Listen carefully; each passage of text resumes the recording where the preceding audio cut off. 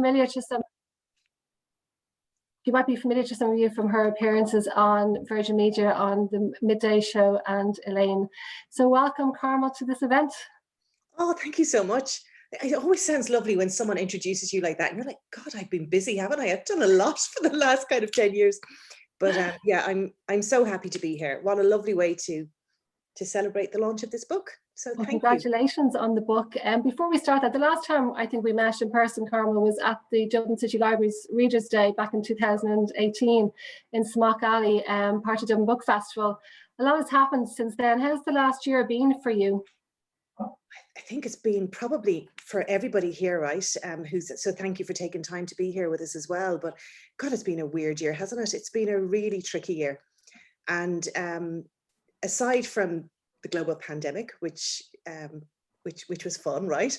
But aside from all of that, it's been busy for me work-wise, and I published a book just as the pandemic hit.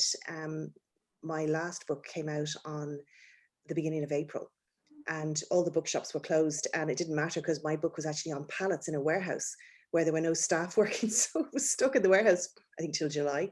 So it was a really funny year last year. It just was a strange one as an author, because you kind of felt quite isolated and quite removed from all of the ways that connect you to readers. And we were relying on events like these, which were great, and we did them, but it's not the same as, you know, getting out there and meeting readers in person, either at a signing or at a launch or speaking at a festival event.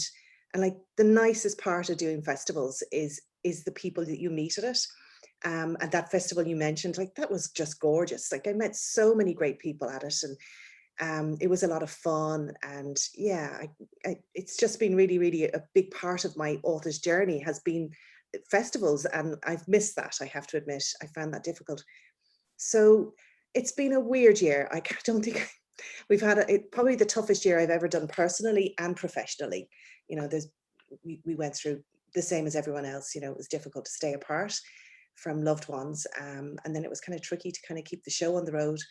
I was a teacher, I don't know if there's any teachers watching, but my hats go off to teachers, because Jackie, I am not a natural teacher. And I would have thought as a kid, I would have made a great teacher, but no. I think we all learned a lot about ourselves in the last year, the good and the bad.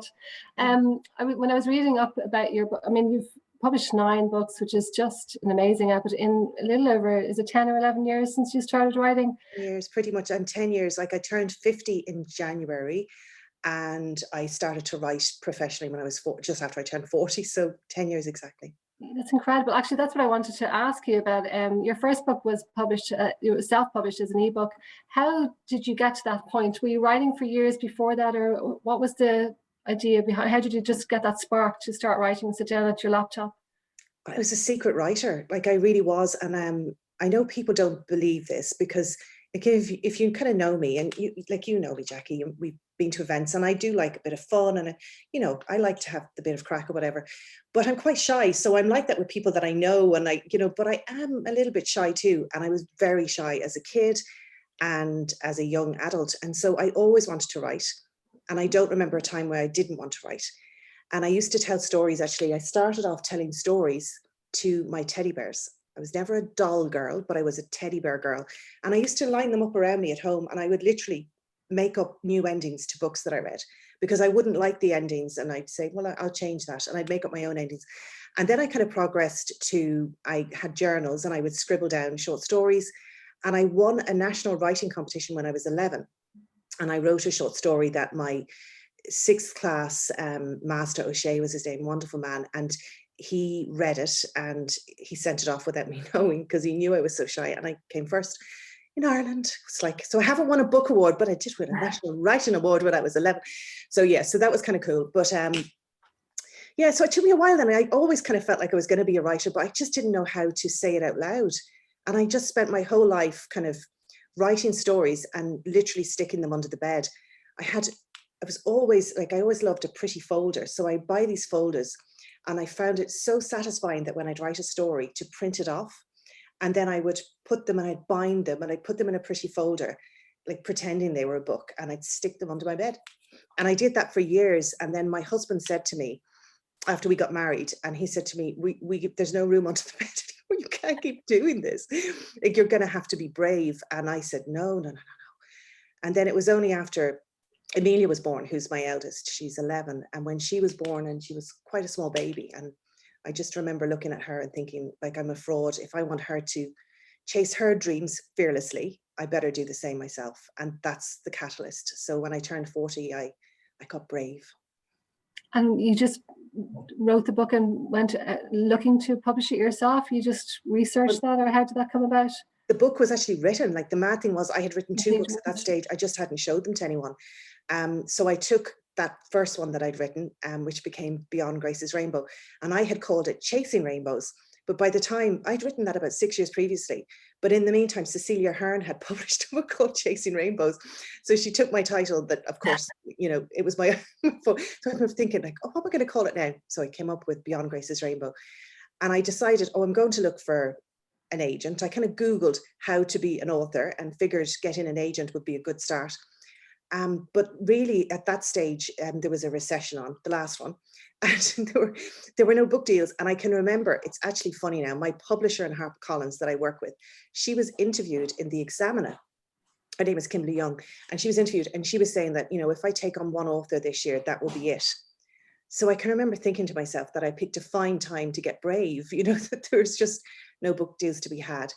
And then my best friend emailed me, and she emailed me a link to, I almost forgot for a second, sorry, E.L. James, who wrote 50 Shades, and she had just self-published and had gone like everywhere.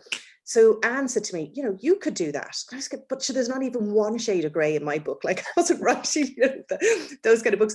But I was thinking, but she said, why don't you do it? So I decided to self-publish as ebook only, because I didn't want to be one of those authors that had like 100 books in her hall, and that every time you called to my house, I was forcing you to buy one. I didn't want to do that to my friends.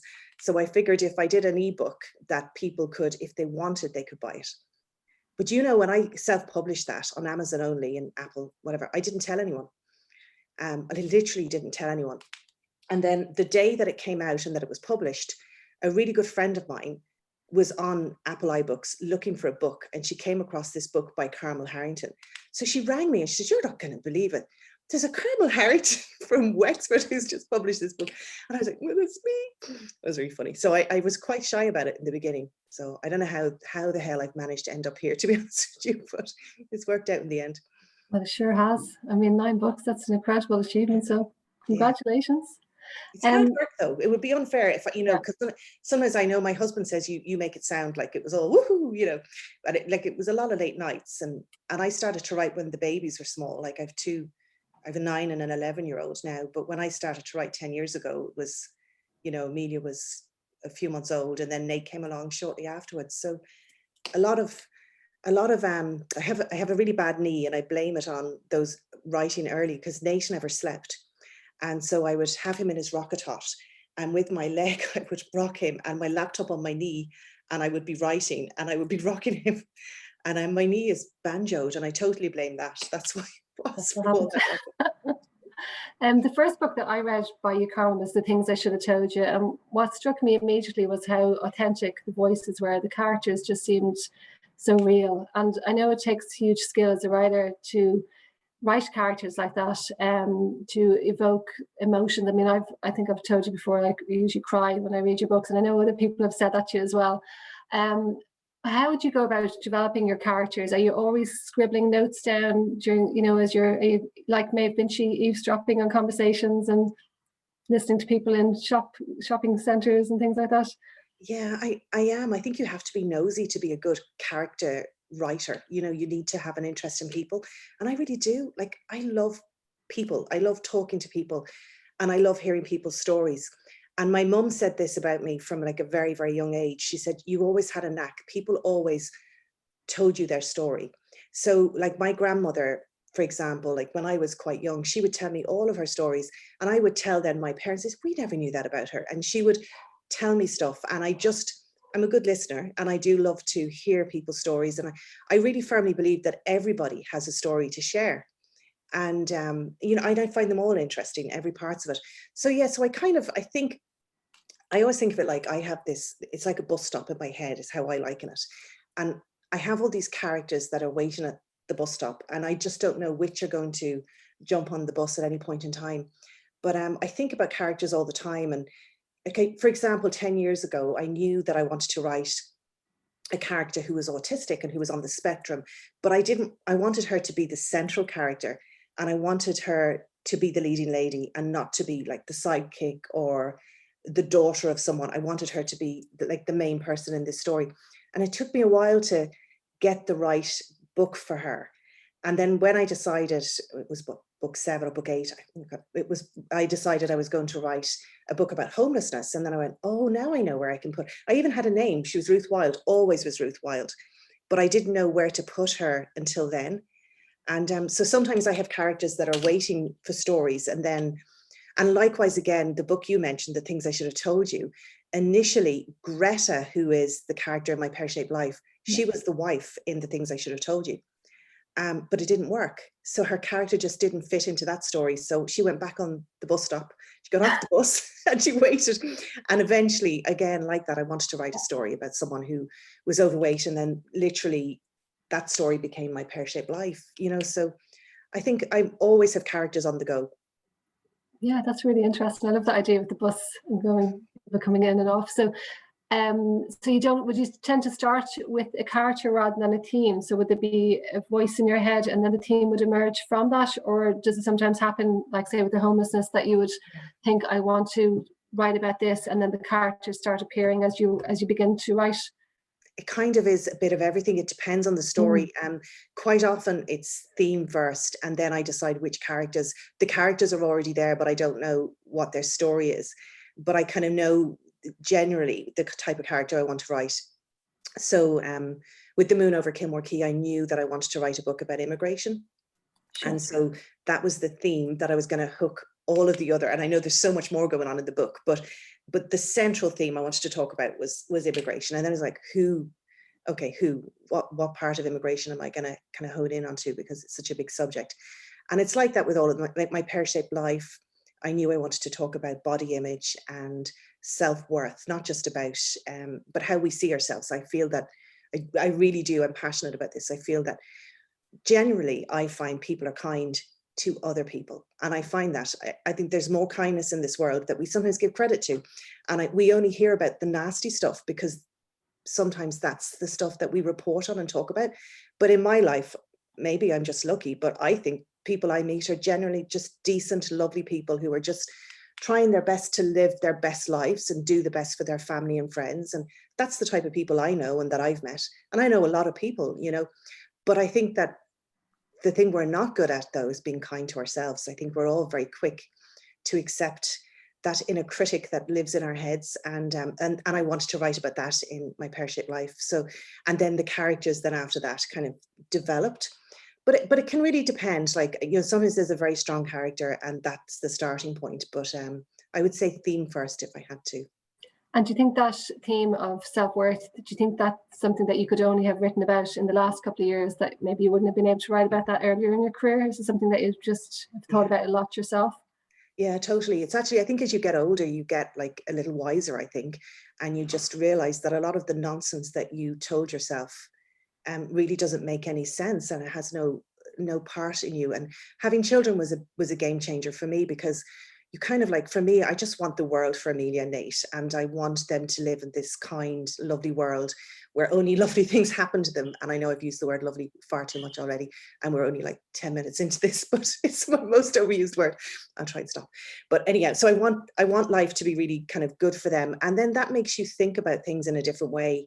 And I'm very conscious about being a good role model for them and walking the walk, you know. And it's very easy to say these things as sound bites, but if I want Amelia in particular, she's 11, almost 12, and you know, she's really beginning to get quite self-conscious, and I want her to be confident and, you know, to know herself and accept herself in all her beautifulness and accept her flaws too. And I didn't do that for a long time. So I think I needed to be a little bit older, and yeah, I feel I just accept myself for who I am now. I'm kind of cool with who I am, you know what I mean? And this is me, and some people will like me, others won't, but you can't win them all, you know. So yeah, it's lovely to get to that stage, isn't it? I think a lot of us only get there probably quite later on in life. Most of us spend decades trying to get there. So it's really liberating, I think, when you get to the stage where you just accept it.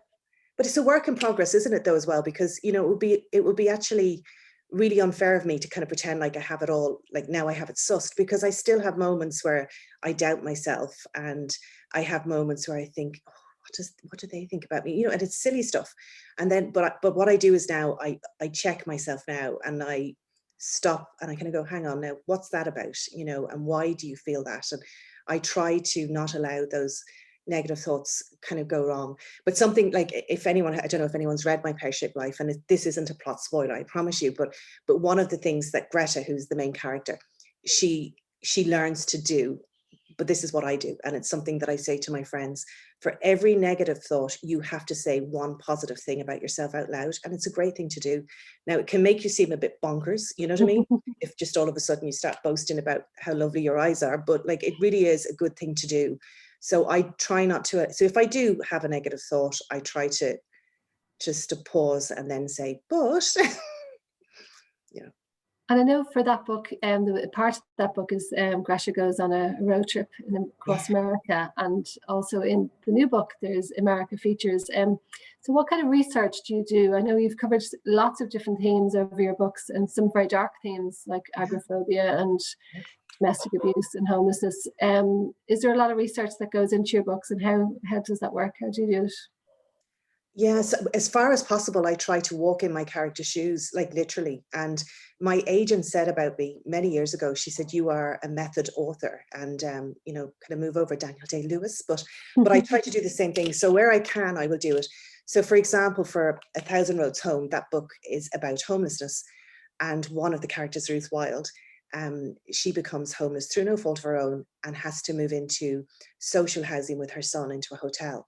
So what I did was, I obviously wasn't going to become homeless, but I wanted to understand what it would be like to spend some time in a hotel room. So myself and the kids, with 40 euros, I made sure I had only no car, small budget, and we checked into the main social housing hotel in Dublin, where most people kind of are put in Dublin, and we checked into there.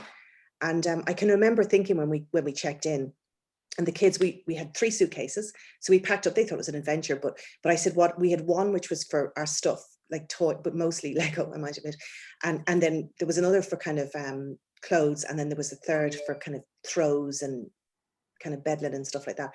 So I tried to make it as authentic as possible. But I do remember that when we checked in and got into the room, my first thought was, this is easy, like it's a huge room, 2 big double beds, like this is fine. And within 5 minutes, I realized, as we filled the room, and there was no wardrobe to hang clothes. I remember that. And, you know, it was just, and also that night when the kids fell asleep, and I was just lying in the bed trying to read on my Kindle, you know, in the dark. And all I could hear was thump, thump, thump of people kind of walking around the hotel. And I started to get a bit freaked out, and it was quite lonely and isolating. And I was only there for a few nights, you know, and my husband picked me up and brought me home to my lovely house. So, but it taught me a lot. And so I do stuff like that where I can. If I can't experience something myself, like the agoraphobia I mentioned, I interviewed dozens of people and really got some great insights. Like there's a scene in The Woman at 72 Derry Lane where Ria is agoraphobic, and she's literally crawling, like she's in the army, she's crawling on the ground to try and get a parcel that's on her doorstep, because to get out her front door. But somebody told me that was something I borrowed from a very kind person who gave me their story. From My Pear-Shaped Life, the road trip goes from Kansas City to Las Vegas. And I wanted to, and it was the road trip. Greta and her uncle Ray, they're very keen on checking out the curiosities that you get in roadside America, which are great fun. So I did that with Rog. My husband and I went for a week, and we drove like ridiculous, like 700 miles a day in search of the largest ball of twine in the world, the largest Van Gogh painting of the sunflowers, like these things that I found interesting, and I had given them to my characters, which I thought, you know, that they found interesting too. So I did that. And again, I learned so much that I would never have got from. What I learned was places that I saw, like Monument Valley, I could have looked at YouTube to see what they look like, but it's only when I stood at the foothills of them and I saw the majesty of the Red Rock that I was so overwhelmed, and I kind of felt like oh, I'm actually just a speck in this world. You know what I mean? That my place in Ireland, we're just like this tiny part of this big, beautiful world. And I was able to give that to my characters, because that emotion that I felt from standing there, I then wrote this gorgeous scene actually with Greta and Ray and the gang. And then for this one, then for the Moon Over Kilmore Quay, because the theme was around immigration and is set in New York, I went over for a week to, no, not a week, we went for 4 days to New York, but stayed in the Irish communities of Brooklyn, the Bronx and Queens. So didn't do the touristy, usual things. Yeah. And I spent 4 days interviewing immigrants. That's all I did. Oh, okay. Well, actually, we might talk about that in a few minutes, but would you like to give us a reading from the book? This is an exclusive, everybody. So this is your first event, actually, isn't it, for the Moon Over Kilmore Quay? So full of exclusives now. I haven't done a reading of this anywhere. This is my first event, for this book, full stop. And this, I'm really actually, Carmel, before you start, maybe you would just, I know most people won't have read the book because it's only in the shops this week. So maybe you'd give a little introduction to what the story is about. Of course. So basically this story, it's the story of two women and their friendships, their families, their loves and their lives. And part of the story is set in the early 90s. And Lucy Berna is from Kilmore Quay, where the book is named after, which is a place I love in Wexford, where I'm from. And she leaves Kilmore Quay on a Morrison visa in the early 90s with her sister Maeve to start a new life in New York. And she ends up in Brooklyn. And it's her battle between missing her home, she loves Wexford, and finding a new life in Brooklyn. And then fast forward 30 years, Bea O'Connor is the daughter and granddaughter of Irish immigrants who left Ireland in the 50s, and then her mother was from left in the 90s. And so she has grown up and always felt part of this Irish community in Brooklyn, but she's never left America before. And she receives a letter from her younger self, which sends her right into her family's history and makes her start asking questions about the Irish side of her family. So that's really what the story is about. So it's about, like, it's definitely, there's a lot about, immigrants in it. And the piece I'm going to read you actually is a little bit about immigrants, but it's their story. There's a number of little twists in this one. And I was only saying to Jackie and Kathy before we came on that, it can be the kiss of death when you say that you've this great twist in a book and then you're so bored, aren't you? By the time you get to it, you go, well, I guess that. But there are a few little red herrings in this book. If you like, it may not bring you in the direction you think it's going to bring you. I didn't guess any of the twists. So most people, most people are saying the same, which I'm so happy about, because you don't know. I know when I handed it in to my editor, my agent, they didn't guess, and so far, pretty much everyone has said I got maybe part, but not all, and most said none of it. So I'm pleased about that. So this piece I'm reading you, it's from actually halfway through the book, but it's a flashback, so it won't. There's no spoiler here. And Bea O'Connor, as I say, she's the granddaughter of immigrants. And she lives in this beautiful brownstone house in Brooklyn called Innisfree, and named after the song, The Isle of Innisfree. And she lives there with her dad, her uncle, and her grandparents. And her grandparents are just these amazing characters. And they're very much based on when I went over to New York and I interviewed all these immigrants, and they formed these characters beautifully for me. And so they're very much part of her grandparents. And this scene is, she's at Brooklyn Bridge, Bea O'Connor, she's at Brooklyn Bridge, and she's remembering when she was a kid, an adventure she went on with her granddad. And that's the piece I'm going to read for you. So it's just a few minutes long. So I made my way down Orange Street, walking towards the water, and stopped to take in the view of downtown Manhattan and the Brooklyn Bridge. Tourists took selfies of themselves, and the sound of their merriment as they posed filled the air. The bridge felt like a connecting portal to another world. It linked Brooklyn to Manhattan over the East River. And more than that, I'd learned through my granddad that it also linked many cultures. When I was a kid, about 7 or 8, Granddad woke me up early one summer's morning and told me we were going on an adventure. I jumped out of bed and got dressed quickly, without question. Granddad was full of surprises like this, and his excursions never disappointed. We drove to Vinegar Hill, a neighbourhood named for an Enniscorthy landmark, to honour the many Irish who lived there. Once he parked up, Grandad took my hand, and then we strolled towards the Brooklyn Bridge pedestrian walkway. The views of the Manhattan skyline were spectacular. The city skyscrapers nestled against a pink sky. We stopped to watch a bride and groom pose as a photographer took snaps. Grandad shouted his congratulations to them, and they told us that they'd got married the day before, but they were doing their official photographs today at popular landmarks. When I married this one's grandmother in 1961, a friend of ours gave us a blessing. It goes something like this, Grandad said, clearing his throat. With the first light of sun, bless you. When the long day is done, bless you. In your smiles and your tears, bless you. Through each day of your years, bless you. Time stood still in that moment as his strong voice filled the air between us and the young couple. With their arms wrapped around each other, I saw the woman's eyes brim with emotion. They shook Grandad's hand and thanked him. And I felt emotion that I couldn't understand yet. My throat tightened and I was embarrassed that I felt like crying. I was too young to understand why I felt so emotional, but now I know. It was pride. My granddad was a man who could take a moment of his day to stop with strangers and recite a beautiful blessing, making their day a little brighter. That was his superpower. He made all of our lives brighter with the small and the big moments we had by his side. I placed my hand inside his again, and we continued our walk across the bridge. His hand was calloused and the skin was hard from years of manual labor, but I never felt as safe as I did when I held it. One day you'll get married, and please God, I'll be there to recite that blessing to you too, Bea. I liked the idea of that very much. As we continued our walk across the bridge, Grandad told me about the many Irish who had helped build the famous suspension bridge that stretched across the water to Brooklyn. At least 20 had perished as the structure was built. He told me about the time that P.T. Barnum, the circus man, brought 21 elephants over the bridge to prove how strong it was. I jumped up and down and wished that I'd lived back in the 1880s so I could have seen the spectacle myself. Why did you bring me here this morning, Grandad? I asked.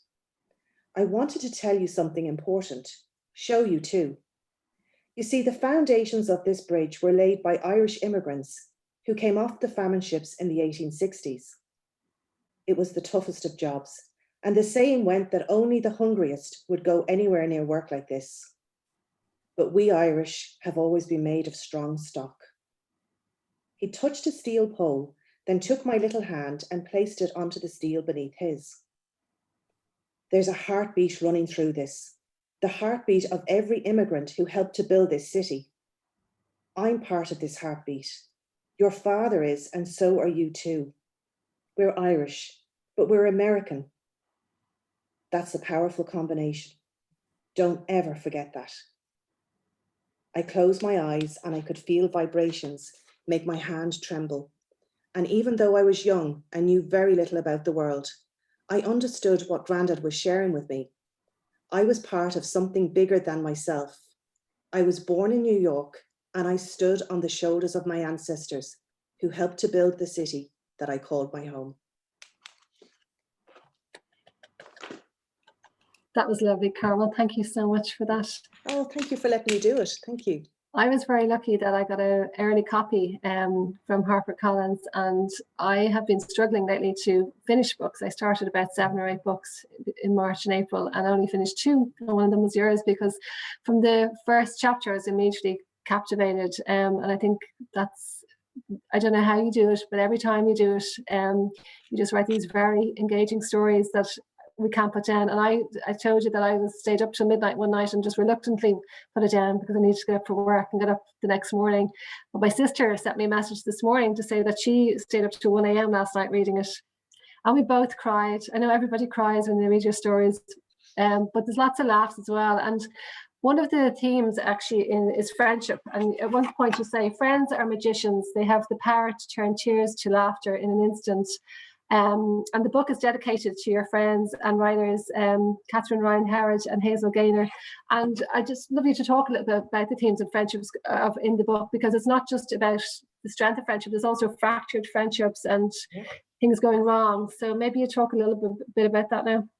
Yeah, and isn't it funny? Because friendships are funny. I think we go through, certainly for me anyhow, I think there's a cycle for friendships, you know, that we have friends that we have when we're quite young in school.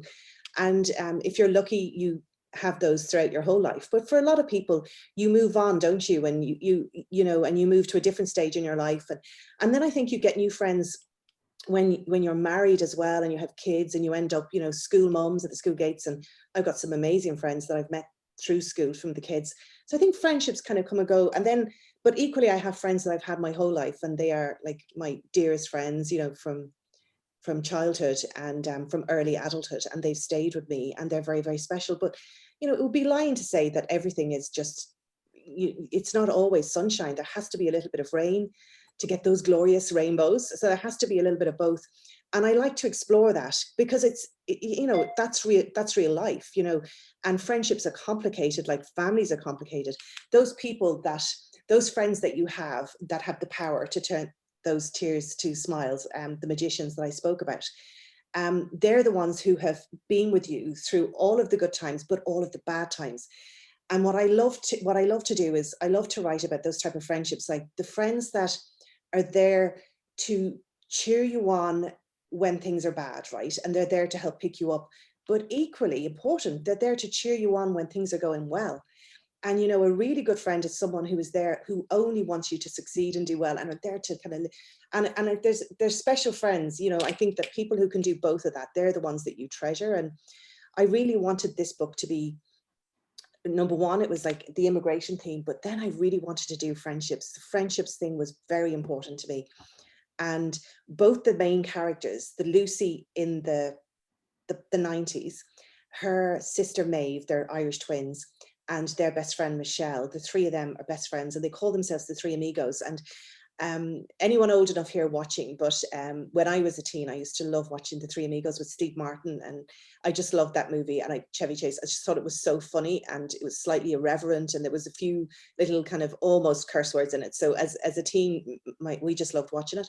So I gave that to them, in that this is a movie they loved, and they called themselves the Three Amigos. And there was a lot of laughter, and like a lot of their stuff in the early 90s, drinking Blue Nun, sharing a flat together. I did that.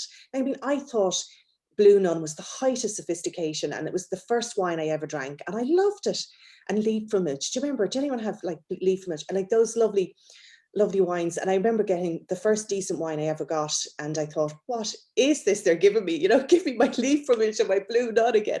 And I kind of gave those fun moments to those.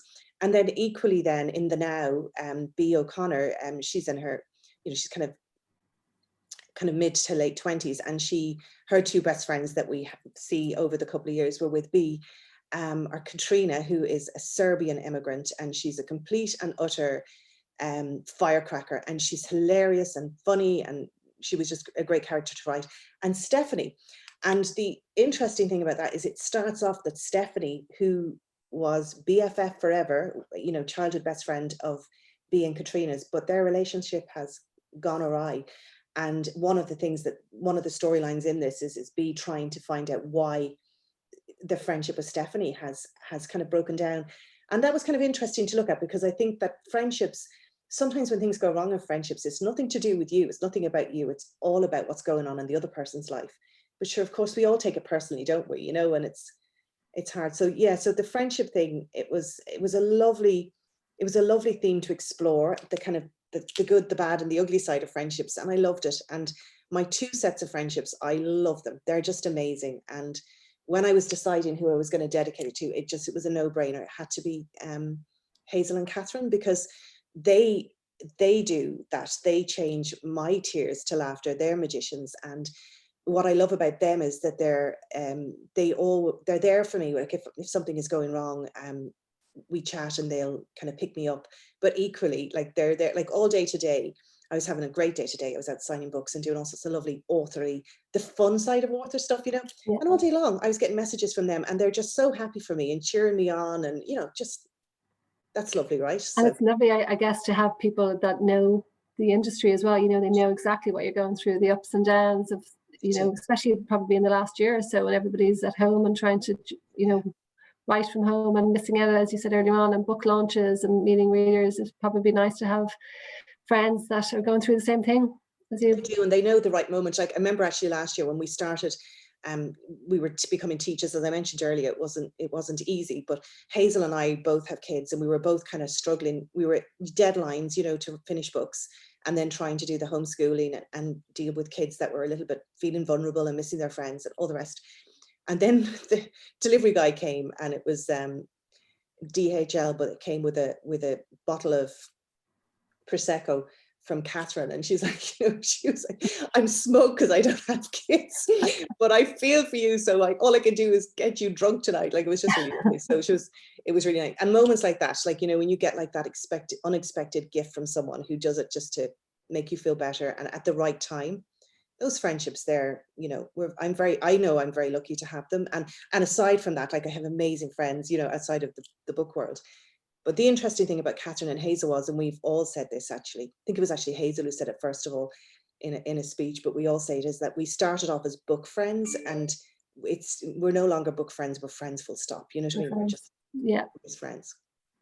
I loved the scenes in the 90s. I think they must have been great fun to write. Were they? I know you've just mentioned that some of it was based on your own experiences. I would love to hear more about that. They sound like they had a wild time, those three ladies in Dublin. Did you live in Dublin yourself at any stage? I did, and I was wild out. It was ridiculous. Like, you know, literally you were guaranteed. I remember we found these glasses, these wine glasses, which were so big they fit half a bottle of wine, like, you know. So we used to come home from work. I worked in Aer Lingus for 10 years, and it was a real party job, really. Worked hard, but like, you know, really great crew of people. But you'd say, well, sure, I only had one glass, but it was half a bottle, like, you know, well, sure, maybe I'll have another glass. But we had a lot of fun back then. And, you know, sharing, when you rent a house with other girls like that, it's a very different, it's a wonderful experience to have. And I've only happy memories for those early days. And actually, funnily enough, a girl I shared a house with, that I haven't seen, like, I mean, in 25 years. She worked in Aer Lingus with me, and I shared a house with her, and then she got married and she moved down to Ennis, and we just lost touch. And she was reading one of my books, and she enjoyed it, so she said, oh, I'll Google her, because she enjoyed the book. When she Googled, she was looking at my picture going, she's blonder than what I remember, but I'm sure that's Carmel, because my married name, I write under my married name, so she would have known me as O'Grady. So she kind of hunted me down anyhow and messaged me, and she said, like, you know, I can't believe it is you, isn't it? So that was kind of nice, you know. But a lot of fun times back then, and I gave that to those girls because, you know, it was a kind of an innocent time, like in many ways, like back there in the 90s, and it was a very different time. And when they, in the story, this is not a plot spoiler, but they basically, the three best friends, they decide to apply for the Morrison visas. And for anyone here too young to know that, basically, as Senator Morris from the States, he gave visas through a lottery to several countries, including Ireland. And you just basically applied. And if your name came out of the lottery, you had to go for an interview and do medical, but to get your name. So I actually applied, and my name came out, but I didn't take it up. Okay. So I'm sorry, I regret that, but I didn't, yeah. So. Well, immigration is the other major theme in the book. And when we were chatting last week, Carmel, you mentioned to me that you have most of your childhood, or half your childhood, was spent in England. I hadn't realized that about you. So is there a lot of your own story in this new novel? Yeah, the reason I wanted to speak about immigration is because I am the daughter of immigrants, and I'm an immigrant myself, I suppose, in some ways. But my dad left Wexford, just up the road from where I live now. But Daddy left Wexford when he was a teen, and he followed his mum and his older sister because his father died when he was very young, and his mother had to go to England to work. Like, there was no money, and she sent home money, like every month when she was paid. She sent home food through the post. And him and my dad and my aunt moved in with an aunt and uncle of theirs. So as soon as my aunt finished school, she went over to England to follow her mum, my gran. And then my dad just left school. He couldn't handle it without his older sister. So he left school very young, and he followed her over there. So when he went over, the first thing he did was he kind of got involved with the Irish communities in London, and he joined the Irish club, and he hurled with the Father Murphys, which is quite a famous London hurling team. And so then he met my mum, actually through the Irish club, that he became friends with this son of an Irish immigrant. And he was invited for Sunday lunch, and they lived next door to my mum. So over the garden fence, he met my mum, who was a Northwest Londoner. So they got married, and then the four of us came along. But always for us, when I grew up in London, home was Ireland, was never London. And Daddy always spoke about, you know, when we were going to go home. So it was always kind of understood that was going to happen. And we went home to Ireland every year. You'd get the ferry from, I don't know if anyone's ever done this, but going from London, you drive from London to Fishguard. And the drive then, like, it felt like it went on for days. It was probably 5 hours, but like it was a big journey, you know. And then you get the ferry over into Rosslare, and you'd usually arrive like late at night, be dark, and the lights over Rosslare Harbour were so pretty, like absolutely beautiful. And I just have the most gorgeous memories of coming to Ireland and playing with cousins and on Curracloe Beach and all the rest. And then one day we came home from school one day, and Mum and Dad called us in and sat us down, and they said to us, we're moving back home. And that was it. So we moved over, and my mum became the immigrant then. So she was the English immigrant living in Wexford, and that was the early 80s. And it was a prickly time to be English in Ireland, because a lot, you know, our history is quite checkered, as we know. We all know that we have quite a checkered past with England, and the Birmingham Six and the Guildford Four, the scandal, the horrific injustice that was done there, that had come to light. And so being English in Ireland, it was a tricky time. So, you know, there was some prejudice there, and I felt it, like in school in Ireland, we had some bullying, you know. We had, you know, it was tricky to be English, to be seen as being English in Ireland. And it took a good, I'd say, 2 years for us to settle down, and then we found our place and settled in. And like literally, you know, if you cut me, I'm purple and gold, you know, that's my Wexford. And anyone who knows me knows I'm a Wexford girl. And we were more Irish, I think, when we lived in London, you know what I mean? We Irish danced, we went to feshes, and you know what was the biggest treat when we were kids? Like crunchies, because my dad loved crunchies, right? And you could only get them from the tuck shop where they played, the Irish centres. And so we'd go and see him hurl on a Sunday, and he'd buy 2 bars of crunchy, you know, they're quite long, and there was 4 of us, and you'd get half a crunchy, and that was the treat. So yeah, we grew up very Irish in London, very much. That definitely feeds into the story, all right, of that, you know, that immigrant experience, and maybe not feeling quite as if you belong to, you know, the pull of going home, but is it really home when you get there? And yeah, it's a tricky one. My grandmother, actually, because she left obviously when her husband died, and she was a young widow, very young widow, and she had 2 small children, and there was no money, and the farm she was on was given to the next eldest son, and all of a sudden she was kind of without a home, really. So anyhow, so when she told me this is one of the things she told me. I used to ask all these questions, but I always remember her telling me that she'd come home to Ireland, and the first thing I wouldn't even have my coat off, and her family would say to her, when are you going back, Maggie? And that was the first question she'd be asked. And she was like, you know, I haven't even unpacked my case, taken my coat off, and they want to know when I'm going back. And so she always found that really, really difficult. And my aunt lives in Australia, so she went even further afield, and I'm very close to her. And she comes home, and when she comes home, she said, like, it takes a few days to settle back into Ireland, and then you settle in and you fall in love with it all over again, and then you break your heart all over again when you leave. And I really do believe that when you leave somewhere that you love, you know, when you have to leave, for those immigrants, that she has a great life in Australia, and you know, that's where her life is. But there's an emotional jet lag, as well as the physical jet lag, you know, that an immigrant will only understand. And I can remember a look on my dad's face when I was young. He'd talk about home, and he'd be thinking about Wexford, and he definitely had a look on his face. And then my mum was the same. Then she was English in Ireland, and she came with Daddy because that's where he wanted to be, because she's a lovely woman. She'd do anything for my dad. But her family were in England, you know, so that was tough for her as well. So yeah, I know what it's like to be the daughter of immigrants, basically. You capture it very well. Thank you. I just want to say if anybody has questions, you can put them in the chat box, or we'll have time now if you want to ask them yourself. So if you're too shy to ask them, you can start typing them into the chat box. Just before we finish, I'd love to see their faces. Yeah, well, it'd be nice if you could. So I'm just going to ask you one more question. What are you reading at the moment, and do you get any time to read? I always love hearing what other people are reading. Do you get time to read? Yeah, I do. What do you like reading? I'm a really, really varied reader. I read everything from thrillers to commercial fiction, to women's fiction. I read dark, I read light, I read everything. Like I really do, quite an eclectic taste, really. At the moment, I'm listening on audio to Will Dean's The Last Thing I Burned, or The Last Thing to Burn. I'm probably saying the name of that wrong. And I'm loving it, but it's very dark. It is quite dark. And I have recently finished Kristen Hanna's Four Winds, and it was stunning. I loved it. So I'm kind of, they're the ones I have on the go at the minute.